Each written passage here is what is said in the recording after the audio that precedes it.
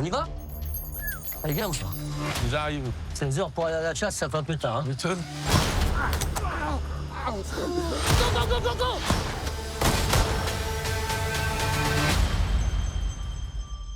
C'est un groupe de copains qui a l'habitude d'aller à la chasse, des amis de longue date, et qui vont croiser un autre groupe de chasseurs, et il va y avoir un échange de tirs entre eux et nos amis, entre ce groupe de chasseurs et nos amis, et ils vont tuer un homme, rentrer chez eux, décider de ne rien dire, de préserver leur vie normale. Et à partir de tout d'un coup, ils font effectivement, c'est comme si, je dirais, ils emmènent les enfants à l'école, ils les raccompagnent quand ils vont des copines et tout. Ils sont dans une paranoïa que leur épouse, leurs proches ignorent totalement, et une paranoïa qui se trouve être justifiée. J'avais une envie déjà de grands espaces, effectivement, de montrer une région que je connais bien quand même, qu'est la Savoie. Vous savez, j'aime beaucoup les faits divers, et ça fait longtemps que je voyais des choses, toujours des accidents de chasse, des incidents de chasse. Il y a eu même des affaires incroyables. L'histoire du chasseur sans tête, par exemple, un mec qu'on a retrouvé avec une botte à la place de son visage. Et en fait, ça fait depuis 30-40 ans que j'épluche les sujets comme ça de faits divers. Et à un moment, je me suis dit, tiens, ça peut faire un film. À la base, je me suis dit ça, au sens... parce que c'est aussi des films que j'aime énormément, comme le cinéma américain, on savait en faire dans les années 70, c'est le côté délivrance, chien de paille, enfin ce côté grands espaces, et puis paranoïa, et des mecs avec des fusils, je dirais ça comme ça. Et effectivement, à un moment, je me suis posé la question, avec Gaumont, qui est producteur exécutif de la série, d'en faire une série, de faire rebondir cet argument, qui aurait pu être un film d'1h50, et puis finalement...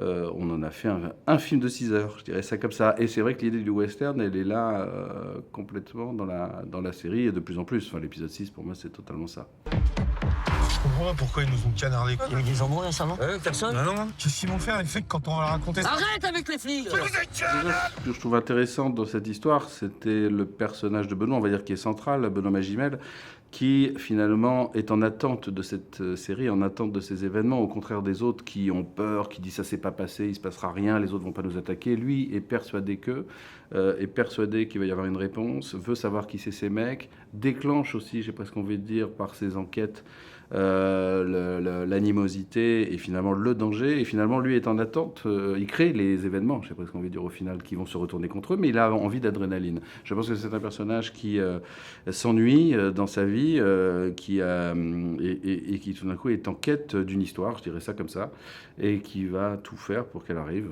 et aller jusqu'au bout de lui-même dans cette histoire, quoi, s'y complaire jusqu'à son terme. Alors que les autres sont déjà dans une approche différente, ils n'ont aucune envie, comme tout le monde d'ailleurs, comme moi le premier, il arrive ça, je vais voir les gendarmes ou je vais voir les flics, enfin je veux dire, personne ne se dit on a tué quelqu'un, on rentre chez soi. Bah, lui, s'il convainc qu'on a tué quelqu'un, on sera dans la merde, nos vies c'est fini. Donc on dit rien, et ça va déclencher tout ce qui va se passer. Et après, évidemment, sur 6 épisodes, c'est intéressant de construire ce personnage-là, déjà en premier, et de voir sa bascule, son plaisir peu à peu, la fabrication de son arme et tout ça. Enfin, on voit que c'est quelqu'un qui se complaît un peu qui a une face sombre, je dirais ça comme ça, et surtout qui correspond presque en miroir à ses adversaires. Ce qu'on va découvrir peu à peu, mais finalement, il est la version positive, entre guillemets, des gens d'en face, quoi. Je crois que le mieux, c'est qu'on ne parle à personne. Je pense que c'est pas fini.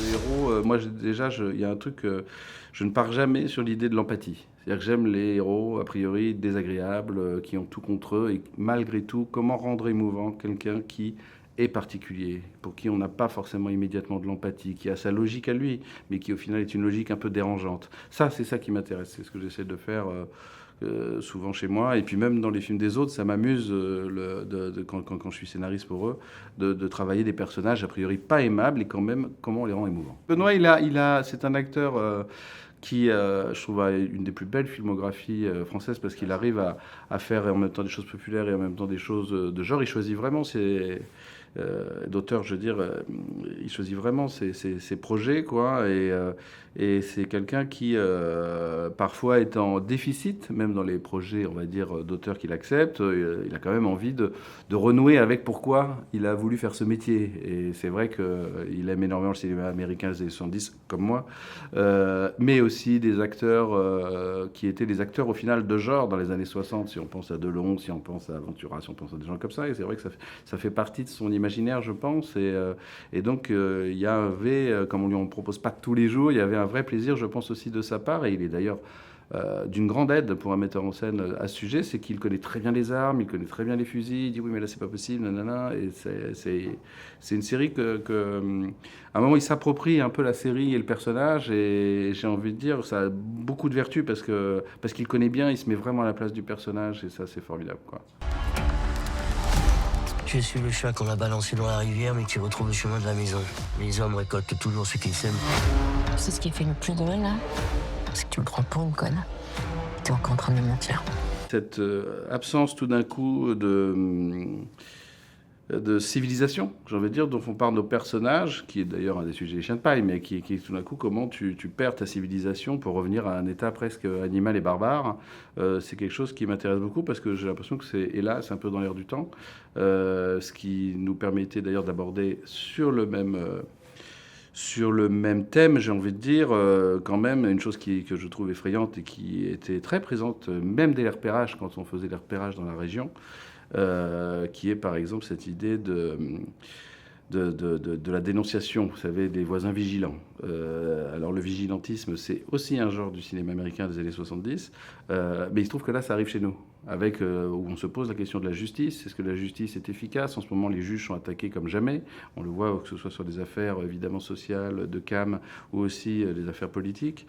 Et c'est vrai que le côté, la mise en cause de la justice, l'auto-justice et tout ça, c'est en train de gagner du terrain en France, dans une France qui vit un peu repliée sur elle-même et qu'on filme assez peu, et ça m'intéressait beaucoup. C'est-à-dire qu'on n'est pas dans la recherche d'une série où, attention, il faut faire attention, bien remplir le code inclusif, nanana. Vous voyez ce que je veux dire? On est dans une série qui travaille au contraire une France qui est en colère, qui vit pas bien, et qui, je dirais, oui, a une forme de colère entre elles, où elle abandonne peu à peu l'idée de la civilisation et de l'État et de la justice. Et ça m'intéressait beaucoup, quoi.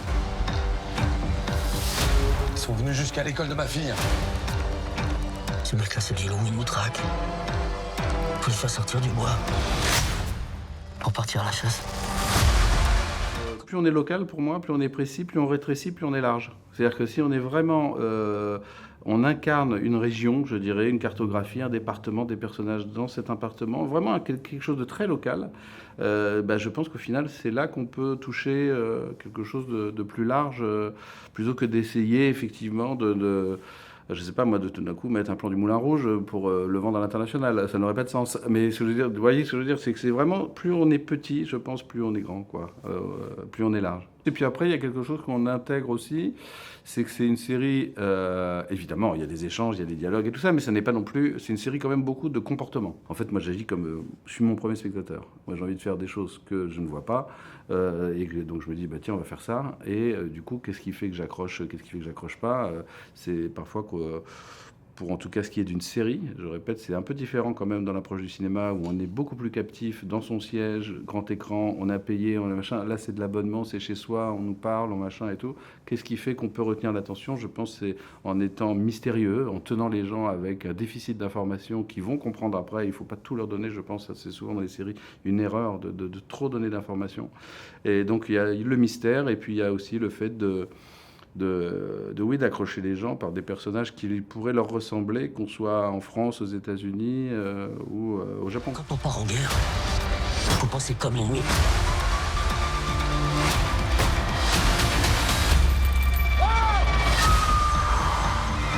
Mais c'est pas que toi avec tes copains, là.